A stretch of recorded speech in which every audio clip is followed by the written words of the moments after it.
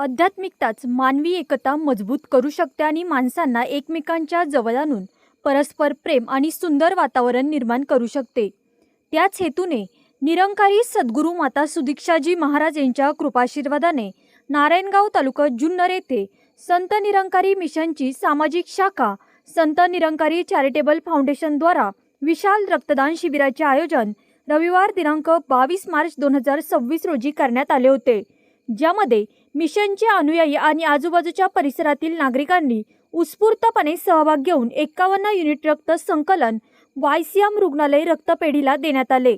संत निरंकारी मिशनद्वारे निरंकारी बाबा हरदेव सिंहजी महाराज यांनी मानवतेला संदेश दिला होता की रक्त नाल्यांमध्ये नाही तर नाड्यांमध्ये वाहिले पाहिजे। म्हणून संत निरंकारी मिशनच्या अनुयायांनी हा संदेश निश्चितपणे अंमलात आणला असून आज वर्तमान काळात निरंकारी सद्गुरू माता सुदीक्षाजी महाराज यांच्या निर्देशानुसार निरंतर हा पुढे नेला जात आहे। संत निरंकारी मिशनतर्फे नारायणगाव परिसरामध्ये मानवतेच्या कल्याणार्थ वेळोवेळी अनेक जनसेवेचे उपक्रम आयोजित करण्यात येतात, ज्यामध्ये मुख्यतः स्वच्छता अभियान, वृक्षारोपण आयोजन केले जाते।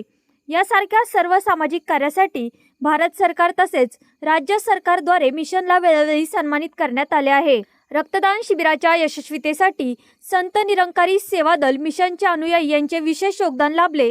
दरम्यान रक्तदान जागृती जनसामान्यांमध्ये व्हावी यासाठी नारायणगाव परिसरात घरोघरी जाऊन रक्तदानाचा संदेश देखील पोहोचवण्यात आला। या शिबिराचे उद्घाटन नारायणगावचे लोकनियुक्त सरपंच योगेश उर्फ बाबू पाटे, तालुका प्रमुख शिवसेना यांच्या हस्ते करण्यात आले।